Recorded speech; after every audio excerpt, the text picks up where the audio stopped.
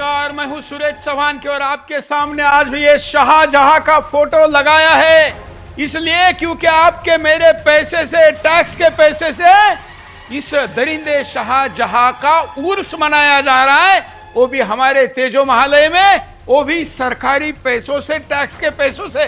तो मैं आज आपके सामने बिंदास बोल लेकर आया हूं और सवाल पूछ रहा हूं, इस देश के महान राजाओं का तो कोई जयंती उत्सव सरकारी पैसों से नहीं मनता, तो फिर ये शाहजहां का क्यों, औरंगजेब के अब्बू का क्यों, और वो भी आगरा में, तेजो महालय में। और इस बिंदास बोल में मैं आज आपको कहना चाहूंगा कि अगर आपकी चुप्पी आज जारी रही तो फिर आपके सीने पर बैठकर, कंधे पर बैठकर, सर पर बैठकर ये जो परंपरा गंदी शुरू की गई है ये जारी रहेगी। ये अगर बंद करवानी है तो मैं मांग करता हूं कि आगरा में, तेजो महालय में शाहजहां के नाम पर होने वाला उर्स बंद होना चाहिए। और बिंदास कविता से कहना चाहूंगा, तेजो महालय की गरिमा पर कीचड़ नहीं उछलने देंगे, कट्टर पंथ की तानाशाही और नहीं चलने देंगे, उर्स नहीं साजिशें उनकी जो शरिया लाने वाले हैं। फिर भी इतना सन्नाटा क्यों, क्यों सबके मुंह पर ताले हैं। इसी आगरा में छत्रपति ने, याद है ना, छत्रपति शिवाजी महाराज को कोट कर रहा हूं, इसी आगरा में छत्रपति ने धर्म ध्वजा लहराई थी, औरंगजेब के दरबार में घुसकर उसकी नींव हिलाई थी। वहां पर शाहजहां की चर्चा भगवा पर आघात करेगी। क्या भारत की राजनीति है बस मुगलों का गुणगान करेगी? इस पर बैन लगाना होगा, इस पर बैन लगाना होगा यदि इतिहास बचाना है। राष्ट्र का द्रोही शत्रु है मेरा, उन सब पर चक्र चलाना है। देश पूछ रहा है, इतिहास करा रहा है और सत्ता मौन है। जिस तेजो महालय को सनातन के आस्था का केंद्र बताया जाता है, उसी धरती पर आज एक आक्रांता का सरकारी उर्स मनाया जा रहा है। सवाल सीधा है, क्या भारत अपने हत्यारों का महिमा मंडन करेगा, और करेगा तो कब तक? शाहजहां जिसने शासन में मंदिर तोड़े गए, हिंदुओं पर जजिया थोपा गया, रक्तपात हुआ, आज उसी के नाम पर उर्स, और वो सरकारी संरक्षण में एएसआई की अनुमति से निःशुल्क प्रवेश, कुरान खानी, फातिहा, चादर पोशी, सब कुछ खुलेआम। लेकिन जब बात महादेव की पूजा की आती है तब नियम, ताले, कानून, संविधान, कोर्ट, मीडिया, सब कुछ आड़े आ जाता है। ये कैसा न्याय है? एक तरफ आस्था पर पाबंदी, दूसरी तरफ आक्रांता के नाम पर उत्सव। क्या भारत की आत्मा इतनी मजबूर है कि अपने ही पुरखों के लिए आवाज उठाना पड़ जाए? सुदर्शन ने पहले भी सच दिखाया था। अजमेर हो या आगरा, इतिहास के पर्दे हटेंगे। तेजो महालय विवाद न्यायालय में है, फिर एएसआई किस आधार पर धार्मिक मजहबी आयोजन की अनुमति दे रहे? अगर स्मारक संरक्षित है तो मजहब विशेष के लोगों को छूट क्यों? आज सवाल सिर्फ उर्स का नहीं है, सवाल समानता, संविधान और सभ्यतागत आत्मसम्मान का है। और सुदर्शन की चौखट पर आकर मजबूरी खत्म होती है। आज स्पष्ट मांग है, तेजो महालय में शाहजहां का सरकारी उर्स बंद करो। विस्तार से मुद्दा देखिए।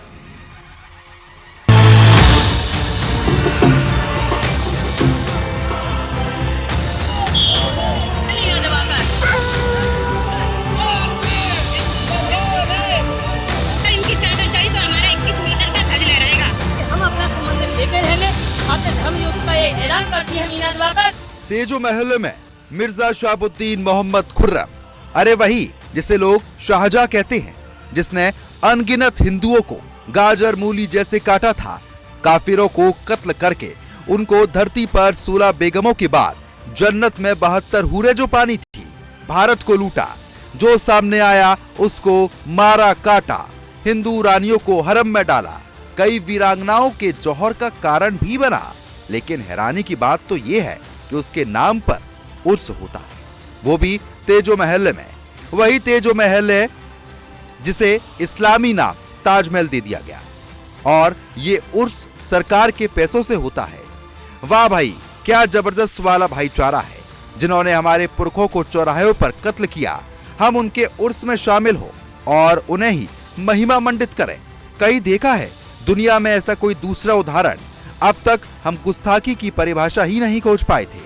अब तो ये लग रहा है कि गुस्ताखी शाहजहां की एक सजा, गुस्ताखे आला हजरत की एक सजा, गुस्ताखे ख्वाजा की एक सजा।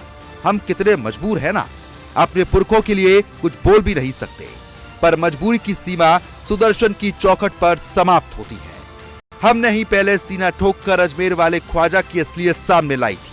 अब हम खुलकर बोलेंगे कि दरिंदे शाहजहां का सरकारी उर्स बैन करो। अरे यहाँ पर हिंदुओं की पूजा पाठ पर बैन है, लेकिन इस्लामिक जलसों और नमाज पर पूरी छूट है। तो सुनिए, तेजो महल्ले में 15 से 17 जनवरी तक दरिंदे, हफ्सी और हिंदुओं के हत्यारे शाहजहां का 371वां उर्स मनाया जा रहा है। एक निर्दयी, हफ्सी और चरित्रहीन आकृता, जिसकी बीवी उसके 14वें बच्चे को जन्म देने के दौरान मर गई हो, उस दरिंदे की याद में हर साल उर्स का आयोजन क्यों किया जाता है? एएसआई वहां मुसलमानों को अनुमति क्यों देती है? उर्स के अंतिम दिन यानी कि 17 जनवरी को शाहजहां और मुमताज की कब्र पर 1720 मीटर लंबी सतरंगी हिंदुस्तानी चादर चढ़ाई जाएगी। उर्स के अंतिम दिन सुबह कुल शरीफ, कुरान ख्वानी और फातिया पढ़ी जाएगी। इसके बाद पूरे दिन चादर पोशी और पंखा चढ़ाने की रस्म अदा होगी।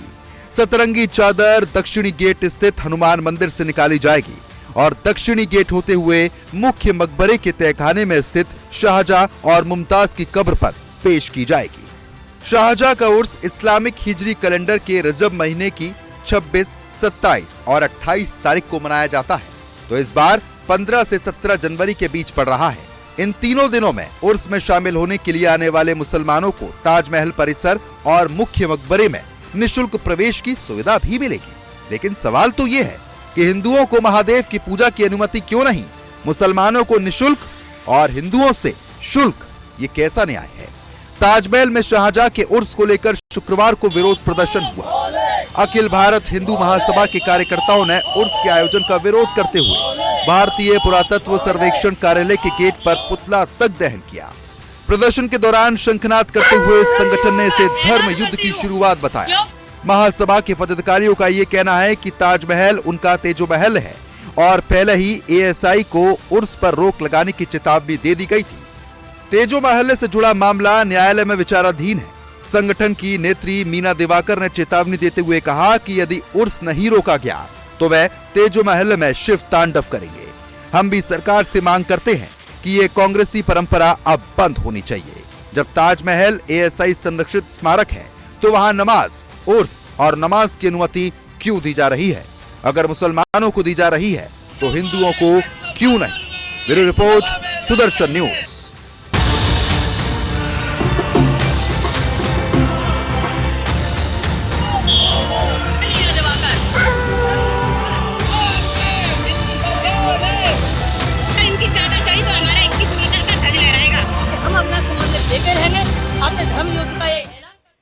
पोल देखते हैं, सरकारी उर्स पर रोक लगनी चाहिए क्या? आपके मेरे पैसे की बर्बादी रुकनी चाहिए क्या? आतताइयों का ये सम्मान बंद होना चाहिए क्या? ये तमाम प्रश्नों का एक ही सवाल है, सरकारी उर्स बंद हो। 88% लोग हमारे साथ हैं और इस अनुपात को बदलने के लिए ये पोल चलता रहेगा। मैं आज के हमारे अतिथियों को भी लूंगा, साथ में यहां पर वीडियो भी चलते रहेंगे। मैं स्वागत करता हूं आज के बिंदास पोल के बिंदास पैनल का।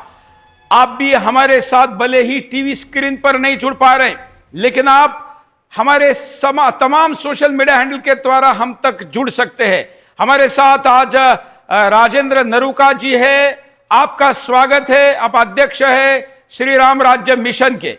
हमारे साथ जितेंद्र जी जुड़े हैं। जितेंद्र जी पूर्व मुस्लिम थे, अब सनातनी हैं, आपका स्वागत है। मुगलों के इतिहास की पोल खोलने वाली नीरा मिश्रा जी हमारे साथ है, आपका स्वागत है नीरा जी।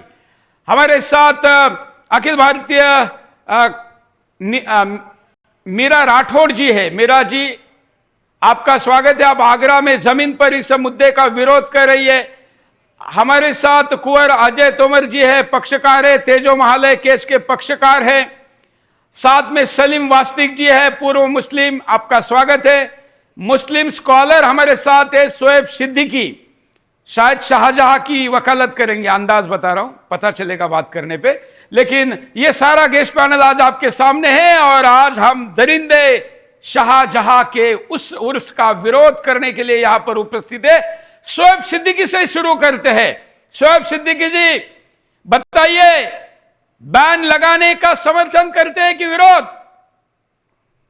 देखिए सुरेश भाई, बहुत बहुत शुक्रिया आपका। आपने हर मेहमान का स्वागत किया, लेकिन जब मेरा नाम लिया तो आपने नहीं कहा स्वागत है। खैर बहरहाल, आप मेरे बड़े भाई हैं। देखिए होता क्या है सर सुरेश भाई, मैं तय करूंगा स्वागत करना है कि विरोध करना है।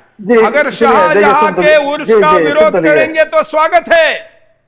देखिए सुन लिए, देखिए सुरेश भाई, चूंकि आप हमारे बहुत सीनियर हैं और मैं कुछ सीखने का चाहता हूँ। देखिए होता क्या है सर, यहाँ करी गवर्नमेंट करा रही है, इसलिए इस तरह की बातें हो रही हैं। आप ये देखिए, जो ताजमहल है वो दुनिया के 7 अजूबों में नंबर 1 पर है। तेजो महल है, और उससे अब आप बात काटेंगे सर तो हो नहीं पाएगी। और उससे गवर्नमेंट को अरबों रुपए साल फायदा होता है, तो गवर्नमेंट को यह भी नजर में रख के अपनी बात कर रहे हैं। और जाहिर सी बात, सरकार हमारी है, हम सबकी है।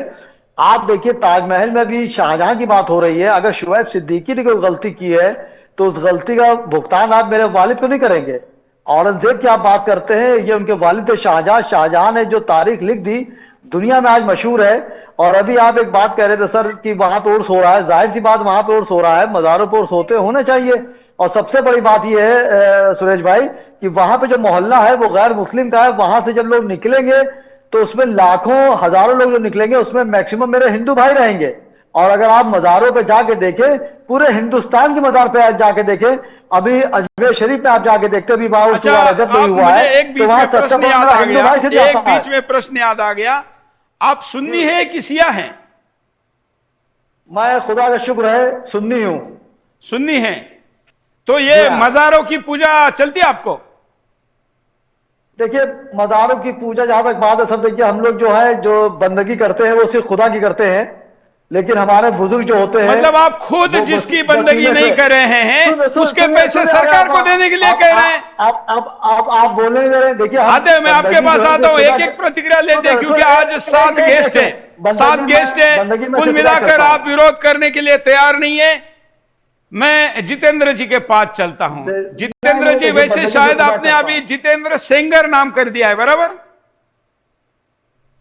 जी बिल्कुल। हाँ, जरा नाम चेंज किया जाए, जितेंद्र सेंगर जी। हाँ सुरेश जी, पहले तो आपका बहुत धन्यवाद कि आपने ये बहुत इंपॉर्टेंट इशू उठाया।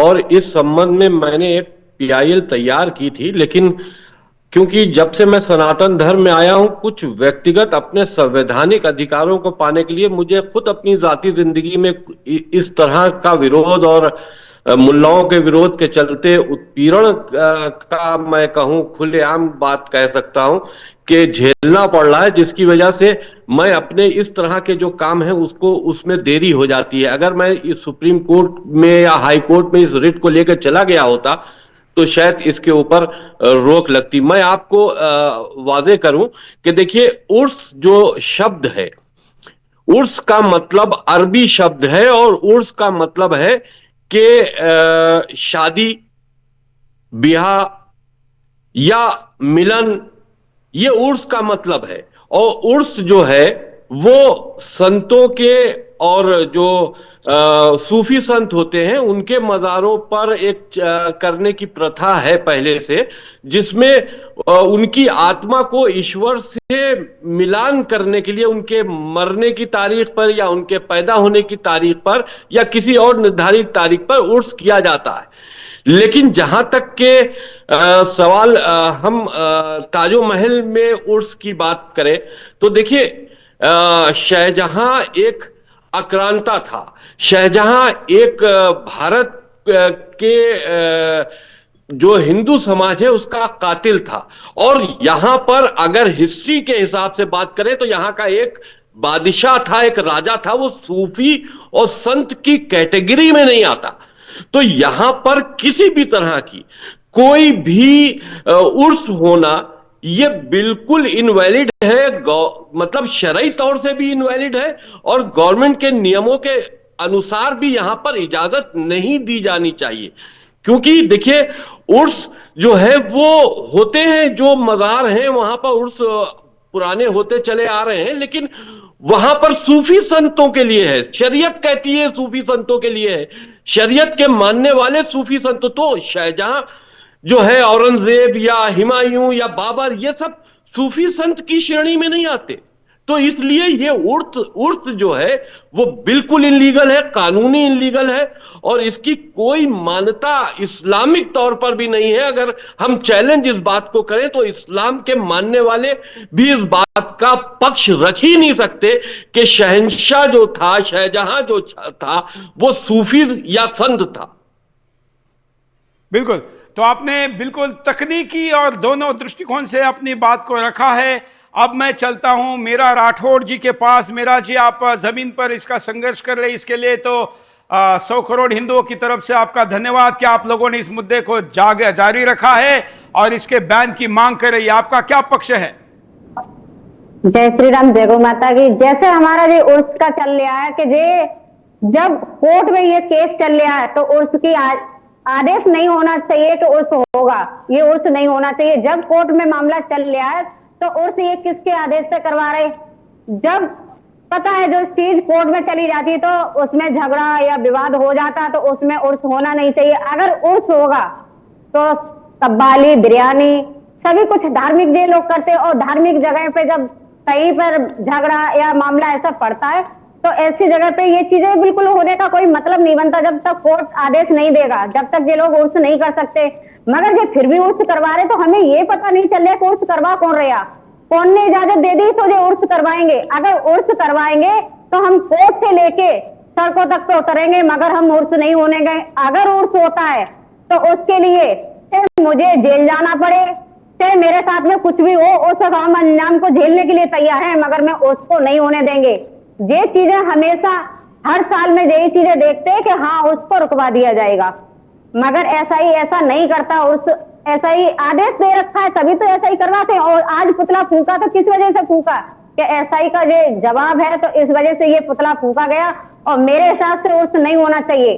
अगर उर्स होगा तो ध्वज लहराएगा। तो हमारा शिव मंदिर है, हम नहीं मानते ये ताजमहल, हम तो शिव मंदिर है हमारा, हम तो शिव मंदिर मानते और मानते आएंगे। तो शिव हमारे भोले बाबा हैं, उसमें जो सच्चाई, हम सच्चाई की लड़ाई लड़ रहे हैं, मगर फिर भी पता नहीं कानून का उल्लंघन करके और ये लोग उर्स कर रहे हैं। तो हमें ये तो पता चलना चाहिए करवा कौन रहे उर्स। बिल्कुल। तो आपका पक्ष स्पष्ट है और इसलिए आप उसका विरोध कर रही है। मैं राजेंद्र जी के पास चलूंगा। राजेंद्र जी। श्री राम, जय रघुनाथ जी की। आप सब लोग पैनल में जितने उपस्थित हैं सभी को राम राम।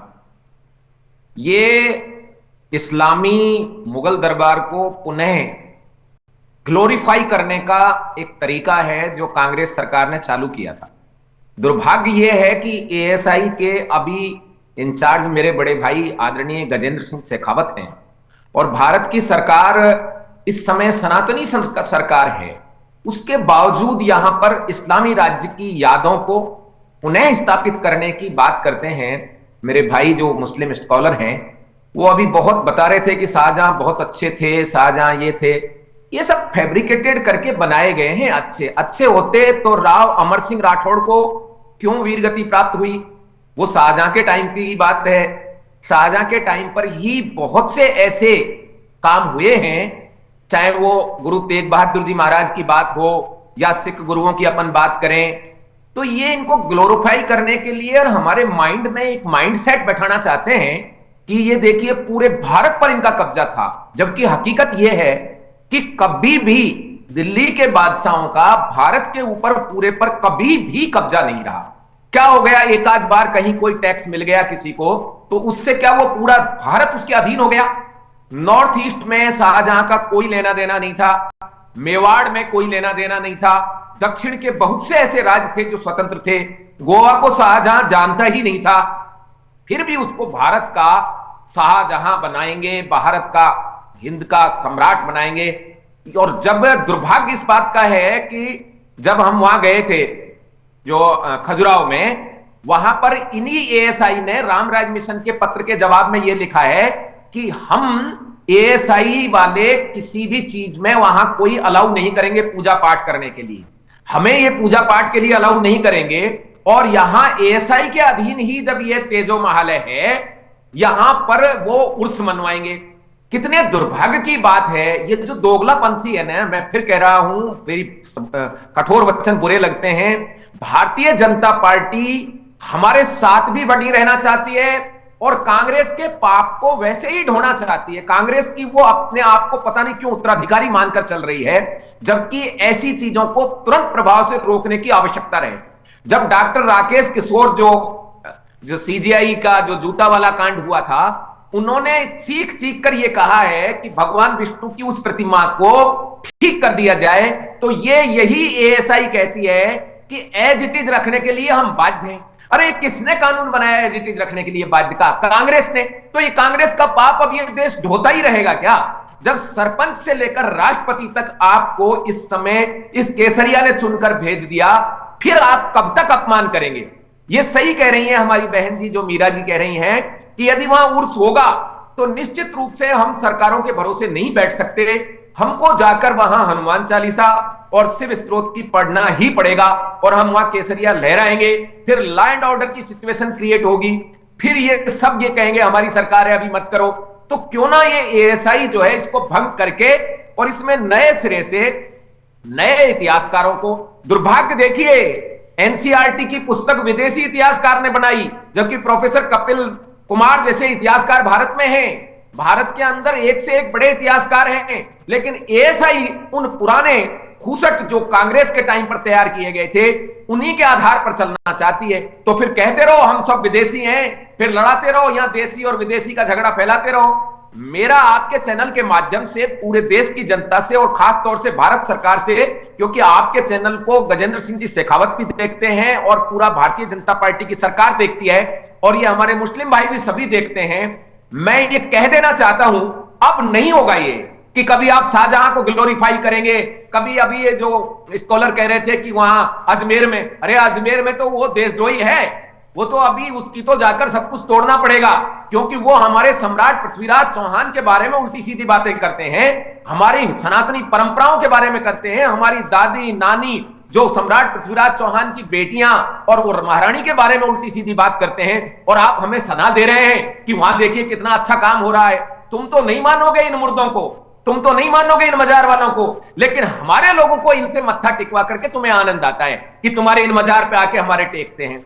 सुरेश जी अब बहुत हो गया, थोड़ी सी जिंदगी बची है, इस जिंदगी में निश्चित रूप से हमें आगे बढ़कर इन सरकारों को एक तरफ फेंककर, कि हमें पता है कांग्रेस और बीजेपी में ज्यादा अंतर नहीं है इस मामले में, हमें खुद अपने आप मैदान में आकर जो भी संवैधानिक तरीके हैं उनसे सुलझे तो ठीक है, यदि उनसे नहीं सुलझेगा तो फिर हमको अपने हाथ में शक्ति लेनी ही पड़ेगी। कोर्ट का रास्ता हमारे भाई अजय तोमर जी कर रहे हैं और भी लोग कर रहे हैं, लेकिन कोर्ट के साथ साथ बाहर के वातावरण के आधार पर कोर्ट फैसला देता है। राम जन्मभूमि का जब आंदोलन चला तभी जाकर राम जन्मभूमि ने यह फैसला दिया। तो मैं तो यही कहना चाहूंगा, बहुत सदे हुए और सभ्य शब्दों में अब बहुत हो गया, और आप भी, मैं तो कल पत्र लिखूंगा ही रामराज मिशन की ओर से, सब लोग एएसआई को पत्र लिखें और गजेंद्र सिंह जी शेखावत से एक पैनल के तहत पर हम लोग मिलें, वहां जाकर ये कहें कि आप किस लिए इसके मंत्री बने हो, फिर क्या फायदा आपके में और किसी अब्दुल के मंत्री बनने में, जब आपको ये कानून वैसे ही मानना है जैसा कांग्रेस इस बात को करके आई, तो फिर तो बीजेपी को अपने घोषणा पत्र में ये कहना चाहिए हम वो सब कुकर्म करेंगे जो कांग्रेस करती आई थी, हम किसी भी चीज को ठीक नहीं करेंगे। तो ये तो इस चीज को तो कहीं ना कहीं तो रोकना पड़ेगा। बिल्कुल। मैं नीरा जी के पास चलता हूं। नीरा जी मुगलों के विषयों की, इतिहास की जानकार है, नीरा जी क्या कहेगी और इस पर आपकी पहली प्रतिक्रिया? पहली प्रतिक्रिया तो ये है कि हमारे मन में सचमुच सब में आशा थी कि जब सरकार बदलेगी तो हमारी सांस्कृतिक विरासत, हमारी आध्यात्मिक विरासतों पे जो अधिकरण हुआ है और उनके माध्यम से जिस तरह से हमको नीचा दिखाया गया है उसके लिए कुछ कदम उठाएगी। लेकिन यहाँ तो दोहरी मापदंड चलते हैं। अभी आपको बता दूं कि ये इन्होंने अर्ज यहाँ करा मैं पुराने किले में, बोलते रहिए। पुराने किले में मैं कुंती मंदिर के पास, जहाँ की हमारे पास डॉक्यूमेंट्स है, इंस्क्रिप्शंस है, अपना कार्यक्रम करना चाह रही थी, मुझे वहां से हटा दिया गया कि नहीं आप इधर नहीं करोगे, आप पीछे कहीं चले जाओ। तो ये मापदंड हमारे मंदिरों की उकास हम नहीं जाएंगे। शिव का मंदिर है, हमें शिव मंदिर की पूजा करने की अनुमति अब कानूनन लेनी ही पड़ेगी, नहीं तो इसका और कोई उपाय नहीं।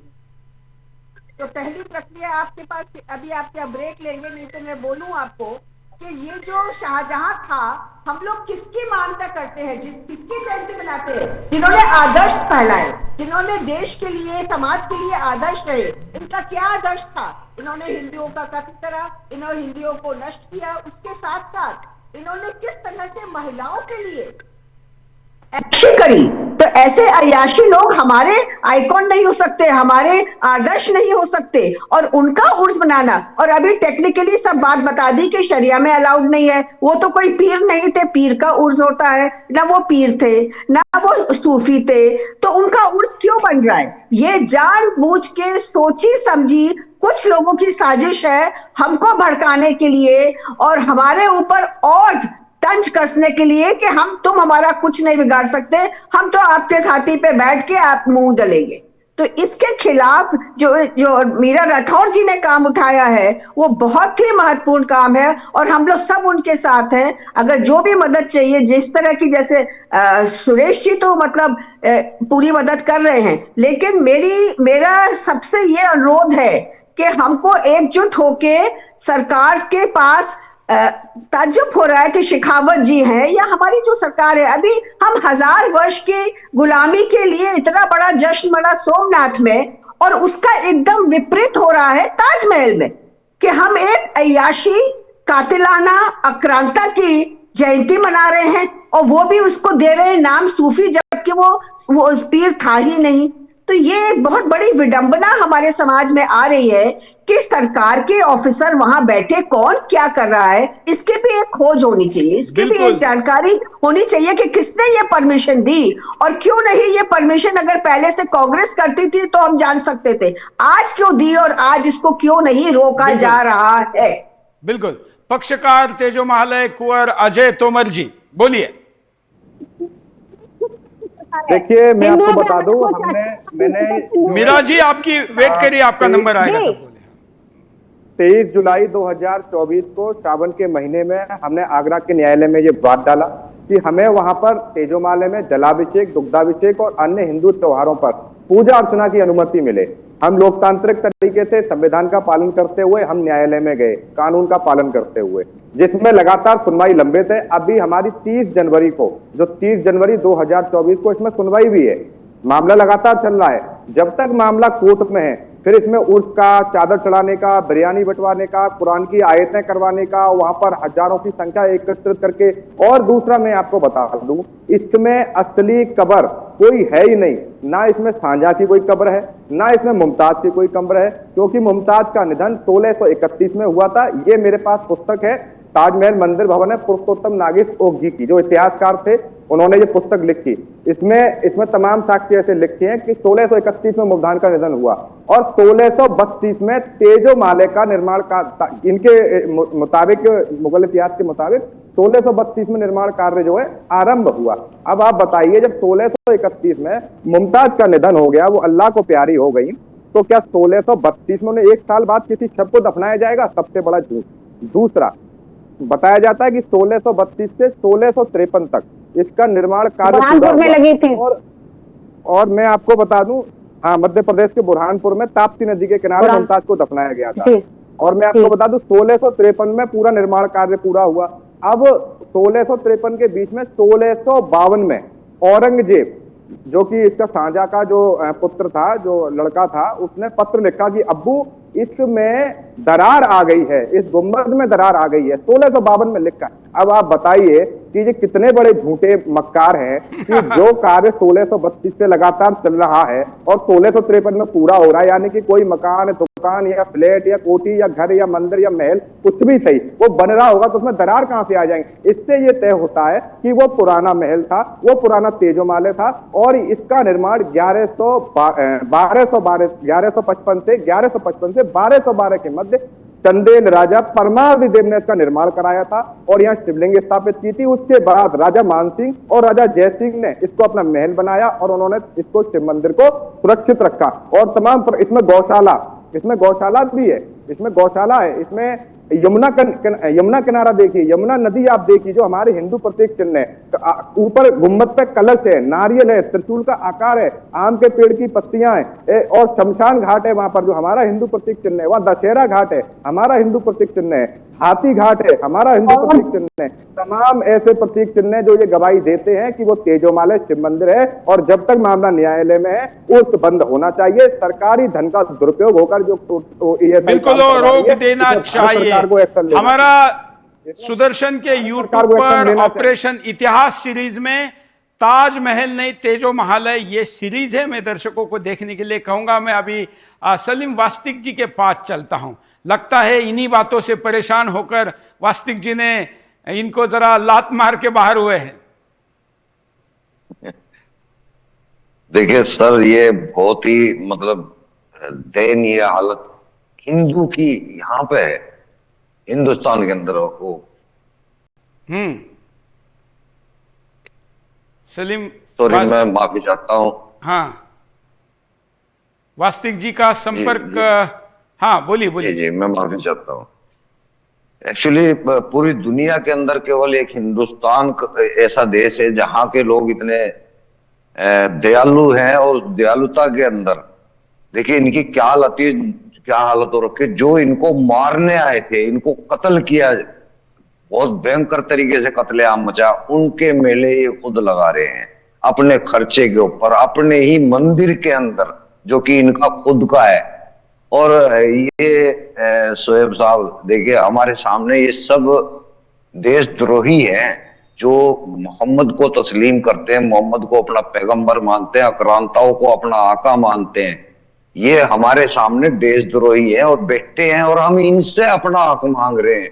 अपने देश के अंदर हम इनसे अपना हक मांग रहे हैं। देखिए आप चौहान जी किस तरह लड़ रहे हैं, आप अपने देश में, सरकार हमारी, देश हमारा, ये लोग, इनकी तो जगह भी नहीं है। इनको तो यहाँ पे शरण दी गई है, नहीं तो इनको दे चुके, 2-3 बार देश मिल चुका इनको। इनका यहाँ क्या काम है? अगर ये यहाँ टिके हैं तो इज्जत से टिके। ये हमारी छाती में बैठ के हमारे को काफिर बोलते हैं, हमें मुर्तद बोलते हैं, हमें कत्ल करने के आदेश मिलते हैं। गलती उन लोगों की है, गलती हमारे हिंदू भाइयों की है। तो हमारे हिंदू भाई, मैं वही कह रहा हूँ ना जी, ये हमारे हिंदुओं की गलती है। मैं पढ़ना चाहूंगा दरूद इसके ऊपर, अल्लाहुम्मा सल्ली अला मुहम्मदिन व अला आलि मुहम्मदिन कमा सल्लैता अला इब्राहीम व अला आलि इब्राहीम इन्नका हमीदुम मजीद। ये हिंदुओं के ऊपर है मेरा दरूद। हिंदू मर चुका है, अपने खुद के देश में इन लोगों को झेल रहे हैं हम, इनसे इजाजत ले रहे हैं। शोएब सिद्दीकी ये अभी भी आप पूछेंगे तो ये नबी मान लेंगे उनको, और वो नबी हमारे देश का दुश्मन था सबसे बड़ा, जिसकी आखिरी इच्छा थी हमारे देश पे कब्जा करना जी। तो ये स्थिति है। मैं बाइट दिखाता हूं। हिंदुओं ने प्रदर्शन किया और क्या कहा उस उर्स के विरोध में, देखिए। हम हर बार इनको ज्ञापन देते हैं, अब भी हमने 3-4 दिन पहले ज्ञापन दिया है, उसमें इन्हें कोई कार्रवाई नहीं की है। मतलब कोर्ट में भी केस हमारा चल रहा है, कोर्ट की भी बात ये नहीं मान रहे, यानी कोर्ट का भी उल्लंघन कर रहे हैं जी। कहने का मतलब हमारा ये है कि आज से मैं मीना दिवाकर धर्म युद्ध का ऐलान करती हूँ। और जैसे कि कहा है कि तेजू वाले हमारा है, शिव मंदिर है, उसे तो हम लेके ही रहेंगे। जैसे अभी हमें किसी ने पूछा कि आप माहौल खराब कर रही हो, अरे माहौल का हमें तो गोली भी कोई मार देना तब भी हम तैयार है गोली खाने के लिए, लेकिन हम अपना शिव मंदिर लेके रहेंगे। आज धर्म युद्ध का ये ऐलान करती है मीना दिवाकर, जो कि कोई रोक नहीं सकता, ये मानने के लिए तैयार नहीं है। पुलिस प्रशासन कोई इस बार कार्रवाई नहीं कर रहा, रोक नहीं रहा है, इसलिए हमें धर्म युद्ध करने के लिए क्या कहते हैं सुन लीजिए। जहां मकबरा है, ये जो मनाया जा रहा है ये 371वां उर्स है। और खास बात ये बता दूं आपको कि ये शाहजहां की डेथ एनिवर्सरी मनाई जाती है, डेथ एनिवर्सरी, यानी ये विसाल का दिन मनाया जाता है, ये विलादत का दिन नहीं है, ये शाहजहां की विसाल का दिन मनाया जाता है, ये डेथ एनिवर्सरी मनाई जाती है। और ये 371 सबसे पहले यहाँ आजान दी जाएगी, पहले मैं आजान पढ़ूंगा, मेरे वालिद इससे पहले पढ़ते थे, मेरे दादा पढ़ते थे। मुझे लगता है जितेंद्र जी ये भी बताना चाहिए कि मरने पर अगर ये मनाई जा रही है तो मारा किसने था? मारा तो उसके बेटे ने था। जी बिल्कुल,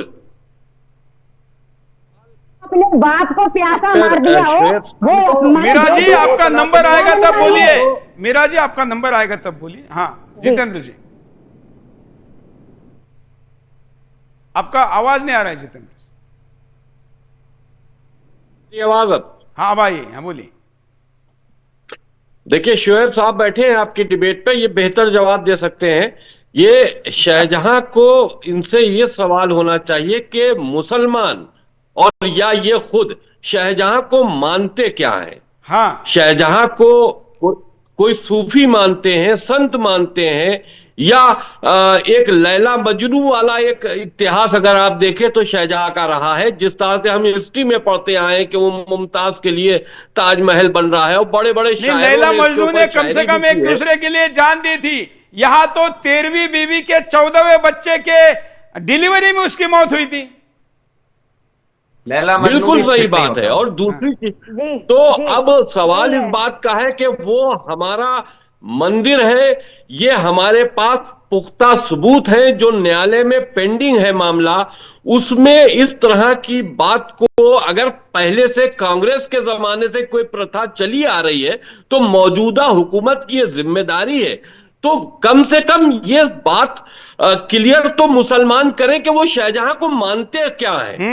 भाई उर्स अगर शाहजहां को वो सूफी मानते हैं तब फिर बात दूसरी तरह से की जाएगी, अगर शाहजहां को वो संत मानते हैं तो बात दूसरी तरह से की जाएगी। लेकिन अगर वो शाहजहां को बादशाह मानते हैं, हुकूमत करने वाला हिंदुस्तान में मानते हैं, तो फिर वो सूफी संतों की श्रेणी में नहीं आता। तो शरीयत इनको इजाजत कैसे देती है कि ये उसका उर्स मनाए? बिल्कुल सही है। बताइए शोएब जी, आप क्या मानते हैं शाहजहां को? जी जी सुरेश भाई, देखिए ऐसा है कि जब कोई और बोलता है तो आप बीच में बिल्कुल नहीं टोकते हैं, वो अपनी बात कम से कम कह लेता है। लेकिन जब मैं बोलता हूं तो आप बीच में टोकने लगते हैं, बात मुकम्मल नहीं होती है। बहरहाल मैं मुल्क के वजीर आजम नरेंद्र मोदी जी को और रियासत के वजीर आला योगी आदित्यनाथ जी को मकर संक्रांति की दिल की गहराइयों से मुबारकबाद देता हूं, जो अभी तक आपने भी शायद नहीं दी। सुनिए, जहां तक कि अभी वसीम रिजवी साहब ने बात कही, वो मेरे हमसाया भी हैं क्योंकि मैं भी गोलगंज का रहने वाला हूं। तो देखिए यहां तक के शाहजहां की वसीम रिजवी नहीं अभी हो, जितेंद्र सेंगर है। जी जी जी, वो आप तो मैं जानता हूँ, आप बात टोकते हैं मेरी। नाम से अब मरना भी चाहता हूँ मैं। वसीम रिजवी को बना कायम रखने के हक में बिल्कुल। अरे भाई मैं अपनी बात तो कर लूं, मैं बात तो बोली। आप गलत बात करते फिर बोलते हैं, टोक देते हैं। नहीं गलत बात नहीं, वो जानते हैं, वो मुझे आज से नहीं जानते, बचपन से जानते हैं, मैं भी गोलगंज का रहने वाला हूं। देखिए होता क्या है, शाहजहां की आपने जो बात करी है, देखिए होता क्या है यहाँ पे जो है, आपने सूफी संत की बात करी। देखिए यहाँ पर अकीदत की बात होती है, पहले सुन लिएगा तब टोकिएगा। नहीं मैं नहीं, क्योंकि आप गलत बोलते हैं ना, मुझे टोकना पड़ता है। गलत सुदर्शन पर किसी सूफी को संत नहीं कहते, सुदर्शन पर किसी सूफी को संत नहीं कहते, नोट करिए, क्योंकि संत अलग होता है, सूफी अलग होता है। कंटिन्यू करिए। क्या मैंने कहा कि आपने कौन सी बात उड़ा ली? मैंने कहा सूफी संत की बात नहीं कर रहा हूं, मैंने ये बात कही, आपने दूसरी बात कही, मैं संत कह रहा हूं। संत अलग चीज होती है, सूफी अलग चीज होती है। बात तो मेरी, आप टारगेट रखते हैं कि शोएब सिद्दीकी बोलेंगे फौरन लुकमा दे देंगे, तो बात कहां हो पाएगी? अरे मेरी बात सुनिए, गलत हो आप जवाब दिए, मैं सुनूंगा बैठ के। आप गलत बात बोलेंगे तो मुझे टोकना पड़ेगा, इस चैनल के नियम है। अरे जी जी बिल्कुल सही है। गलत बोले तब तो आपको लग रहा मैं इधर तो 6 बना रहा हूं, आप कह रहे 9 है, मैं कह रहा 6 है, आपको 9 दिख रहा उधर था, हमें 6 दिख रहा, आप कह रहे गलत, मैं कह रहा हूं सही। सुन तो लिए सर मेरी बात, आप माशाल्लाह चैनल के मालिक हैं, कम से कम आप मेरी बात तो सुन लिए, कम से कम फरियाद तो सुन लिए। लेकिन सर होता है यहाँ पर सुरेश भाई, देखिए यहाँ अकीदत की बात होती है। मेरे वालिद मोहतरम जो दुनिया से कूच कर गए, उनका इंतकाल हो गया 16 रजब को। तो अब आप कहें उनको आप सूफी मानते हैं या संत मानते हैं जो फातिया देते हैं। 16 रजब को मैंने सालाना फातिया उनकी करी, मैं कब्रिस्तान गया, उनको गुलपोशी करी। अकीदत की बात होती है, जाहिर सी बात शाहजहां सूफी थे, उनकी हो रही बात। अब आप ये देखिए वहां पर जो उर्स हो रहा है वहां पर, एक सेकंड तो चलिए आप बोलिएगा, देखिए और जो वहां पर देखिए गवर्नमेंट जो होती है, देखिए गवर्नमेंट जो आप मेरे वालिद का या आपके वालिद का अगर कोई मृत्यु वाले दिन अगर कोई उस पर देखिए तो वो आपके घर में होती है। आप किसी की कब्र पे जाकर अगर एक सामूहिक प्रोग्राम कर रहे हैं, आयोजन कर रहे हैं, उसमें कुरान खानी कर रहे हैं, तो आप उर्स मना रहे हैं। आप अपने वालिद का उर्स थोड़ी ना मनाते, आप उर्स मना रहे हैं। तो उर्स मनाने का मतलब क्या है? देखिए जब बात मैं कर लूं, देखिए मैं बात कर लूं तो आप देखिए, जब मैं बात कर लूं, देखिए वसीम भाई, देखिए वसीम भाई, मैं आपकी इस बात का नहीं, मैं आपकी बात का जवाब नहीं दे पाऊंगा, मैं आपकी बात जवाब नहीं दे पाऊंगा।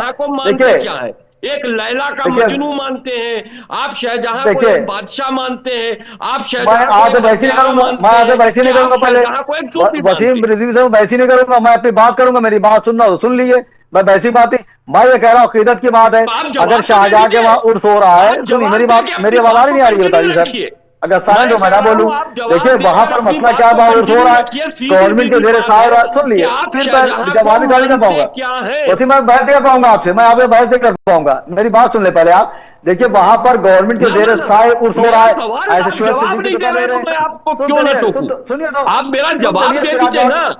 आपने कहा कि मैं अपने फादर की, मैं अपने वालिद की नज़र दिलाता हूँ, फातिहा पढ़ता हूँ, बिल्कुल सही है, वो आपका फर्ज है, आपको करना चाहिए अपने वालिद वालिदैन के बारे में और उनके बारे में आपको नजर नियाज जो आपके धार्मिक रीति रिवाज है उसके हिसाब से करना चाहिए।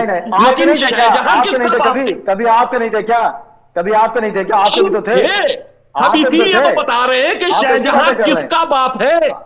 शाहजहां का वारिस अगर कोई जिंदा हो वो उसकी नजर दिलाए अपने घर में, तो समझ में आता है कि वो फातिहा पढ़ रहा है, भाई शाहजहां का वारिस है। लेकिन अगर आप उर्स मना रहे हैं तो उर्स मनाना तो किसी सूफी की कब्र पर जाता है जो कि सूफी हो। तो मेरा सवाल सिर्फ इतना है कि शाहजहां को आप मानते क्या है, बस आप हमें इतना बता दीजिए। तो अब बताएंगे, सुन लिएगा खामोशी से वसीम भाई, सुन लिएगा खामोशी से, जिससे मैं आपकी बात सुनिएगा, मेरी सुन लिएगा, आप भी ये टोकेगा नहीं। शाहजहां को मैं सूफी मानता हूं, चलिए, और सुन लीजिए आप, वो गवर्नमेंट के जेर साहब हो रहा है,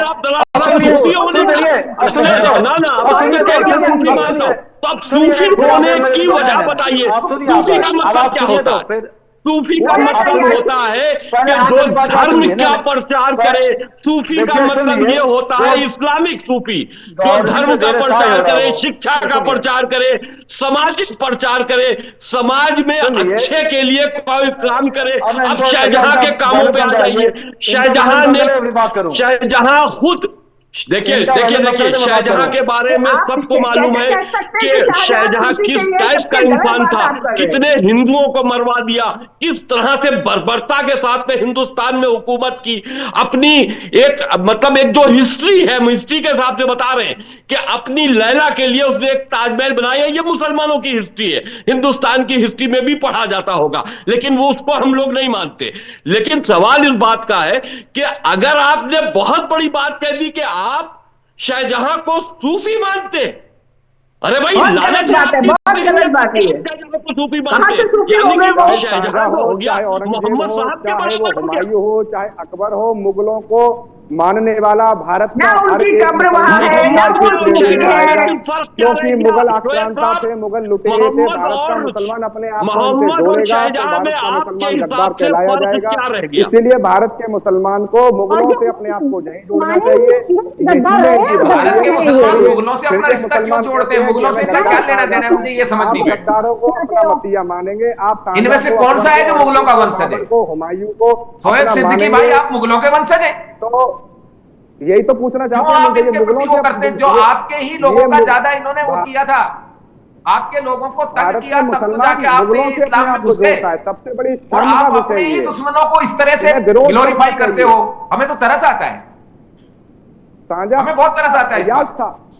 ये आक्रांता थे, ये लुटेरे थे, इनसे अपने आप को मुसलमान जोड़ता क्यों है? नहीं, और उसमें आप देखो जितेंद्र भाई से पूछ के देख लीजिए आपके ही पूर्वजों का ज्यादा शोषण किया उन्होंने, तभी तो बदलना पड़ गई आपको ये पूजा पद्धति। देखिए, हिंदुस्तान में इस तरह की प्रथा जो है वो सिर्फ हिंदुओं को चढ़ाने के लिए होती है। अच्छा, इसमें एक बात, थोड़ा आगे बढ़ते हैं। अब ये मुद्दा है सबसे महत्वपूर्ण राजेंद्र जी, कि 600 किलो सोना देश को देने वाली माता कामसुंदरी देवी जी जो है, उनके मृत्यु पर उनको सरकारी कोई प्रोटोकॉल नहीं दिया जाता, लेकिन शाहजहां लूटने वाला जिसके औलाद ने उसको मार दिया, उसको उसका सरकारी प्रोटोकॉल दिया जाता है। तो ये तो बड़ा माता कामसुंदरी देवी और ऐसे सभी लोग जिन्होंने इस देश के लिए बलिदान दिया, ये उनका अपमान है। राजेंद्र जी, वास्तविक बात तो यह है कि ये वर्तमान सरकार कांग्रेस का उत्तराधिकारी क्यों बनी हुई है। कांग्रेस ने तो ये पाप किया था, 572 से ज्यादा रियासतें समर्पित करने वाले एक भी राजा को कभी भी भारत रत्न छोड़िए सम्मान के शब्द भी नहीं आते हैं। मोदी जी ने जरूर अभी वहां किया था जब स्टेचू लगाई थी यूनिटी की कि उनको याद करेंगे, किया अभी तक नहीं है।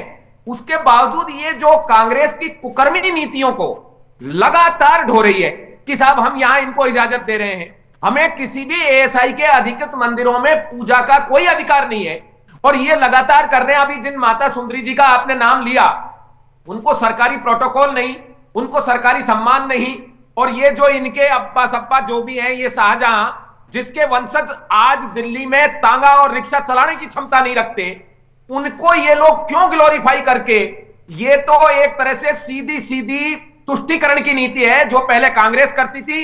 अब पता नहीं भारतीय जनता पार्टी इन शोएब सिद्दीकी भाई जैसे लोगों में क्या ढूंढ रही है।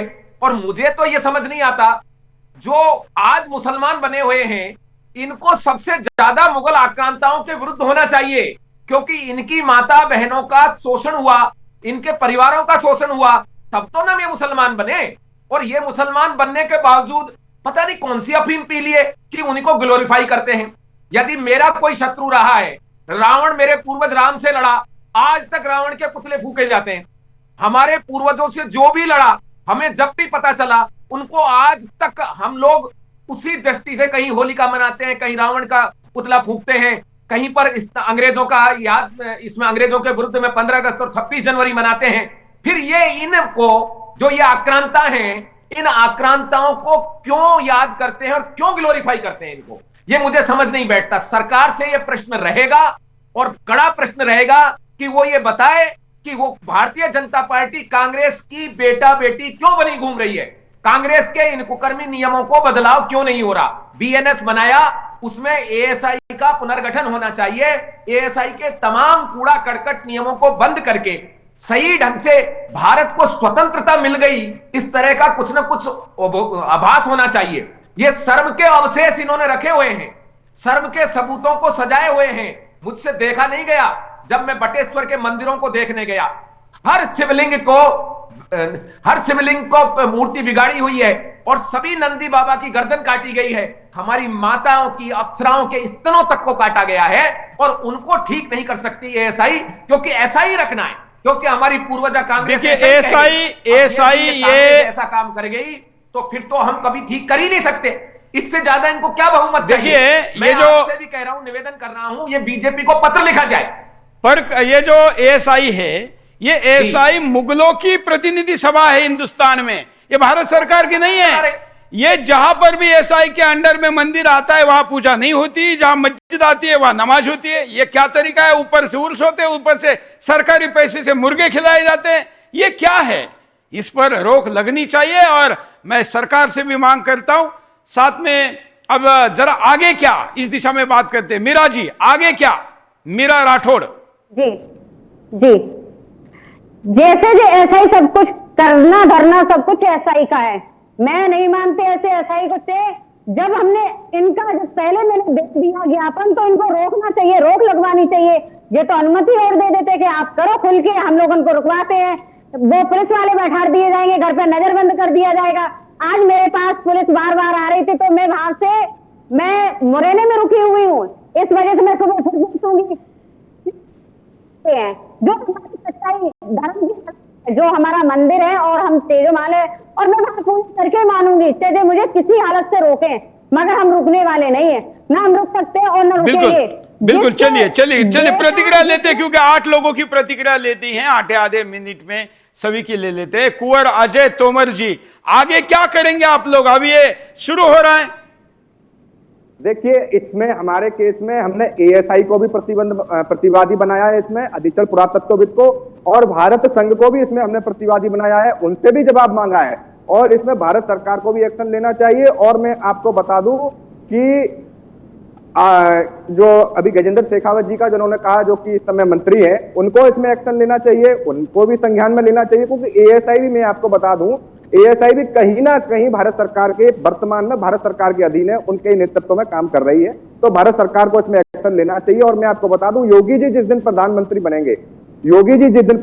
बनेंगे, उस दिन कब्रों से खींच कर लाएंगे सच तुम्हारे, आएंगे कटघरे में औरंगजेब के सारे, और सारा हिसाब हम उस दिन पूरा कर लेंगे, और पूछेगी जब अदालत पत्थर गवाही देंगे। ये हमने सोच कर रखा हुआ है कि योगी जी प्रधानमंत्री बनेंगे, उस दिन ये अयोध्या तो झांकी है, मथुरा, काशी, हर मंदिर, ये सब नीरा मिश्रा जी की प्रतिक्रिया लेते हैं। नीरा जी, आप एक्सपर्ट हैं, आपको क्या लगता है कि कैसे आगे बढ़ना चाहिए कि ये बंद हो? सबसे पहले तो हम लोग को सबको मिलके एक पिटीशन डालनी चाहिए कि दोहरा मापदंड जो मिनिस्ट्री ऑफ कल्चर के अंडर जो आईएसआई आता है, करता है अगेंस्ट हिंदूज और मुस्लिम, उनको सब परमिशन है, हमको नहीं है। दूसरी बात, उनकी जितनी भी जगह हैं जो उन्होंने हमारे मंदिरों पे कब्जा करके बनाई है, उनका रेनोवेशन होता है। हमारे मंदिरों को रेनोवेशन के छोड़ो, हमारे मंदिरों को टच नहीं करने दिया जाता है, तो हमको पिटीशन डालनी चाहिए। नंबर 2, सरकार को एक स्ट्रॉन्ग पत्र डालना चाहिए कि ये सही कहा कि एएसआई जब भी होती है वो सेंट्रल गवर्नमेंट के गवर्नमेंट के अधीन है, गवर्नमेंट को ही टारगेट करना है, ऑफिसर वही करता है जो गवर्नमेंट बोलेगी। इसलिए हमको सबको मिलके एक विज्ञापन, आपका कहना है कि कानूनी मार्ग की तरफ जाना चाहिए और आगे बढ़ना चाहिए। मैं सलीम वास्तिक जी को पूछता हूं, सलीम जी, आगे क्या करना चाहिए, आपकी क्या राय है? मेरी राय खतरनाक होती है जी, बताइए। वही इसलिए तो आपको बिंदास बोलने बुलाया है। आप गांधीवादी होते तो बोलाते नहीं यहाँ पर। Thank you. मेरे हिसाब से सर, सबसे पहला तो काम ये होना चाहिए कि हिंदुस्तान के अंदर से सभी मुस्लिमों का वोट कैंसिल, जो इस्लाम को फॉलो करते हैं, ये काम होना चाहिए। दूसरा होना चाहिए उनका राशन कैंसिल। थर्ड काम, अगर वो दाढ़ी रख के मोहम्मद को फॉलो करने की बात करते हैं, उनको उठा के डिटेन सेंटर में डाल दिया जाए, क्योंकि वो हमारे देश का दुश्मन था, उसने हमारे देश पे राज करने की कोशिश की है, और ये हमारे देश में नहीं होना चाहिए। इतना हमें हक होना चाहिए कि हम देश के गद्दार को चुप करा सके। 2 मिनट के अंदर बस इतनी बात करनी थी जी। बिल्कुल, मुझे लगता है हमने करीब सभी की प्रतिक्रिया ली। जितेंद्र जी, आप कैसा देखते हैं, अब नेक्स्ट स्टेप क्या हो? देखिए, हमको आगे के लिए इसमें इस जो उर्स हो रहा है, इसके खिलाफ माननीय हाई कोर्ट या सुप्रीम कोर्ट पे जाना चाहिए, और हमारे पास बहुत लीगल पहलू हैं कि ये उर्स जो है बिल्कुल इनलीगल है। दूसरी चीज ये है कि हिंदुस्तान का हमेशा एक शोषण का केंद्र रहा है, चाहे वो आतंक कांग्रेस हो, चाहे मुगल हो या अंग्रेज हो, हमेशा हिंदुओं का शोषण होता रहा है, और हिंदू अपने शोषण के विरुद्ध एकजुट नहीं होकर अलग अलग दिशाओं में लड़ता रहा है। हिंदुओं को एकजुट होना पड़ेगा। अगर आप अपनी ताकत आज नहीं समझोगे तो कभी समझ में आने वाली नहीं है। आपकी मदद के लिए तभी कोई खड़ा होगा जब आप खुद ताकत में होगे। बिल्कुल, यह हमको समझना चाहिए। जरा पोल देखते हैं, कार्यक्रम के अंत की तरफ जाते जाते पोल कहां तक आया है। जब हमने ये पूछा तो कार्यक्रम के शुरू में आपने पोल देखा था, अब कार्यक्रम के अंत में पोल आपके सामने पुनः है। 95% लोग अब इस बात से मानते हैं। बताइए, अब तो सरकार को भी समझ लेना चाहिए कि बहुमत हमारी तरफ है। जब बहुमत हमारी तरफ है तो बात हमारी मानी जानी चाहिए, और ये बात मनवाने के लिए केवल शो तक हम नहीं रुकते हैं, जमीन पर काम करने वालों को भी समर्थन देते हैं, लड़ने वालों का पक्ष लेते हैं। जो इसमें लड़ रहे हैं उनको हम पूरा समर्थन घोषित करते हैं। जो गेस्ट पैनल आज हमारे साथ जुड़ा, उनका धन्यवाद व्यक्त करते हैं। इस मुद्दे पर यही रुकते हैं। नमस्कार।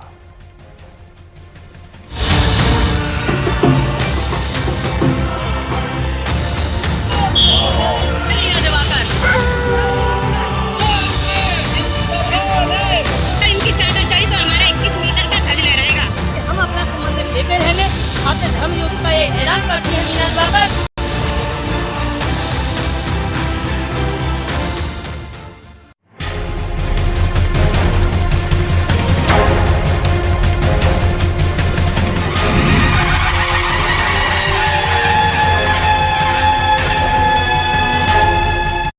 रोज सब्जी का स्वाद बढ़ाए और घर वालों का प्यार पाए। गोल्डी सब्जी मसाले। गोल्डी लाए हैं फ्रेश लॉक टेक्नोलॉजी, जो रखे मसालों को हर समय फ्रेश।